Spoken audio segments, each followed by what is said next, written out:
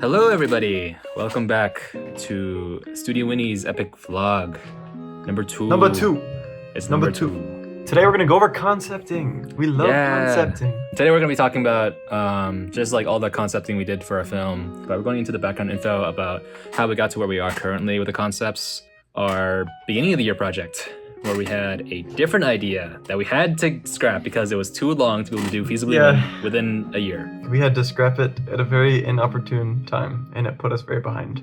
Our original project was very different. Instead of just like two random guys, it was two brothers. Two brothers like fighting for good and evil. It'd show the fight, their character dynamic through the fight, and also illustrate it like through memory flashbacks that trigger. And at the beginning of the fight, you don't really know what their relationship is. But the point of it was like, well, at the beginning they're like strangers to you. By the end of it, you like get to know their whole history, and it's like, oh my gosh, this has so much emotional weight. But guess what? That is way too long for a 5-minute student film. So we cut. Our new project is much better. It's much shorter. It's a lot more doable, and it's gonna give us a much better end product. So, which is what we have now. So Alex, please show us a little bit of the environment concepting you have so far. Alrighty. Oh yeah, so this is the environment. Right now it's very rough. It's more of just like a layout of how they would go throughout the environment, because we really did not have the time during the semester to actually fully flesh that out. So at first I just pretty much made a very basic bare bones layout, so we would be able to storyboard everything. So yeah, this is gonna be the layout of the environment, just like ruins of a church. Here's some of the cool stuff that we were referencing, inspired by the Temple of Time and some other cool Gothic architecture, mainly like Zelda. It's mainly just like Zelda vibes. And then here is a 3D model I'm currently working on. So right now I have like a base sketch of the 3D model. Very soon I will start painting over this once I get some of the finalized shenanigans happening in it, because I'm still trying to figure out how the geometry will work in an interesting way. Oh, right, we should show this. Oh, this is our original model. Brian Picklin made this! Yes! Awesome friend.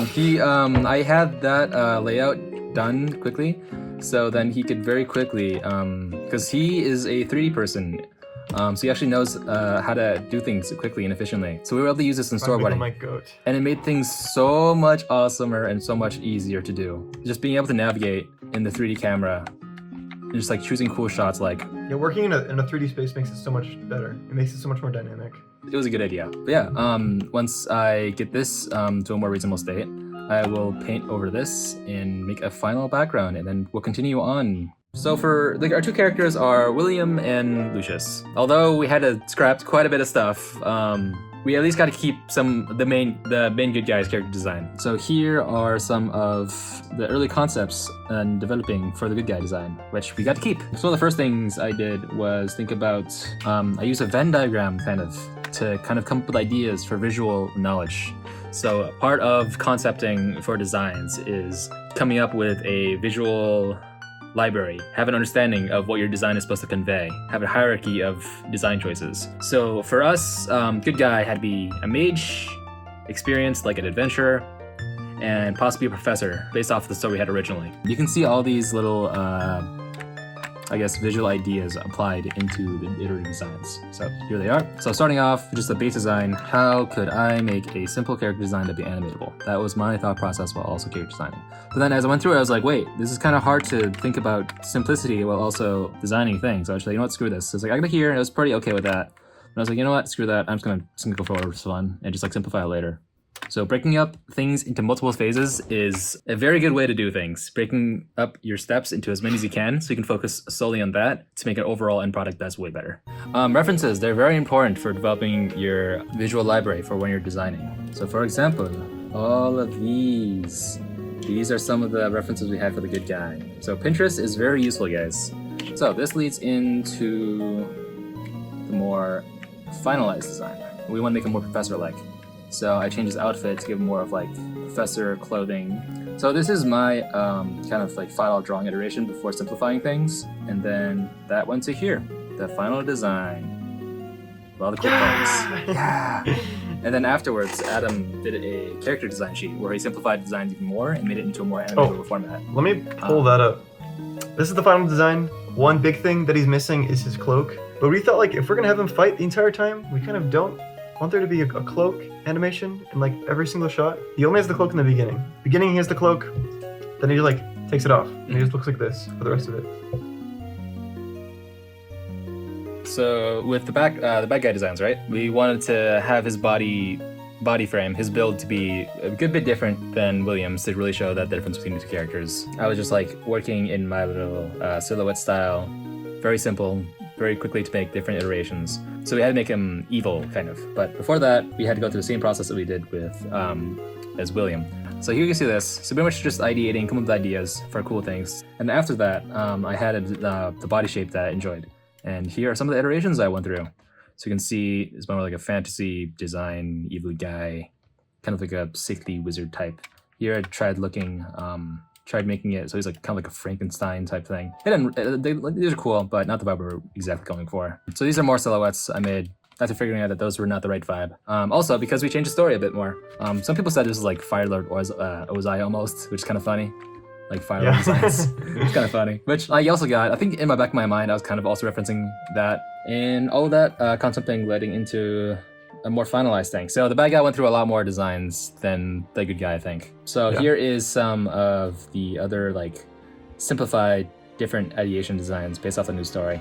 So here's this guy. He's a scientist type character that touched the goop. He got corrupted by it, and he has to find a way to cure himself. So after that, I did a more finalized design over here. He kept some of the design choices from over here, but we changed it even more to make him more evil. Because right now the vibes, he seems like a good guy that could be a bad guy, or he seems like a bad guy that could be a good guy, but we wanted to make him seem a bit more evil. I went all the way from these concepts. Look at the progress we made, all the way to over here. So this is his final design. This is during phase 1. He has his cloak on, but during phase 2, he'll remove his cloak and he'll have some crazy stuff happening. The final design almost. Almost.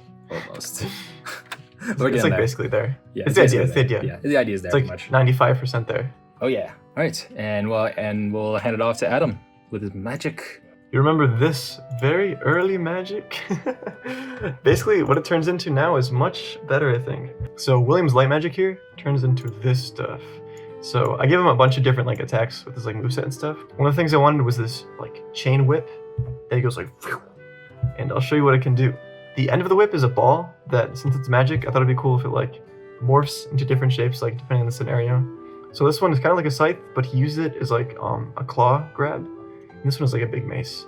And for Will's basic blast, it will look like this, basically. Very simple, very animation friendly, mostly done in compositing all the cool effects and stuff. Not only can he like shoot it, he can also like do this to imbue it into his punches and stuff. It's like lightning fast, super sharp. Basically this is the much better version of this. He also has like a Doctor Strange type disc that he can throw or block attacks, and he also can control lightning, which is pretty neat. I'm using this Japanese Sumi ink brush, and I saw doing some like weird stuff with the pressure sensitivity. Made some really cool, like interesting artifacting, which I feel like looked super cool for lightning. The last thing that Will has is this barrier, which is kind of lame, but it'll be cool. It's functional. And then for Lucius, it started off as this magic, but it ends up turning into something more like this. This is Lucius's basic blast. I wanted to really sharply contrast William's. So this one is much slower and acts more like a fireball. And there's much more like chaos and uncontrolled energy, as opposed to William's super duper sharp, simple, controlled. This is crazy, uncontrolled, which I thought was cool. For the goop, which I think this was like a mix between magic and goop. I don't really know what it was, but the goop kind of turns into this now, which is pretty cool. I used Alex's concept from his like monster thing as reference. Not only since like he already kind of concepted like the tendril, I was like, I'll concept the big goop fist. So I made this big goop fist, and it was not only just a fist test, it was also a test for the render. So this is like older concepting, but I'll show it very, very, very quick now anyways. These are some beat boards we made for our class. This is for the monster like explosion transformation scene. It goes like bzzz. These are all made in a very, very tight deadline though, so nothing special. This is somebody transforming into a monster or something, I guess. Yeah, this is just vibes for monster, not good, but just vibes. Vibes for how the monster is killed and him like melting things. Basically, these are all done in like 10 minutes. By the time we realized the story was in a too big of a spot, we were like, oh fuck. And we had to do everything like in a week, which is crazy work. Yeah. Yeah. But Yeah. that's okay. That's okay. Great Yeah. stuff. So I guess now we take a look at Alex's monster concepting. Yeah, Adam had a lot of inspiration for what's called. So he put in some stuff from Elden Ring. So what's that dude called again? Oh, it was Godric. Yeah, Godric. Yeah, Godric something. Yeah. So pretty Godric much. grafted. So yeah, I really took inspiration in my mind from Elden Ring monsters and Souls-like monsters because I thought those were like kind of really grotesque and like cool designs, while also taking influence from Princess Mononoke's kind of corrupted monster shenanigans. So this is the first one I chose. Boom, to here, to here. So the inspirations I got for these like from the Flood from Halo, and some other cool stuff I've seen from online. This one I thought was cool, but it's more like a mountain creature. Adam said this was pretty much just Attack on Titan.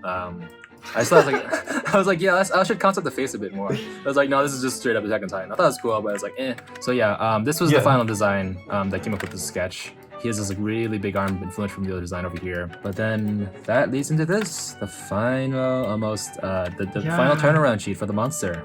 It's pretty cool, no? Yeah. Yeah. It's sick.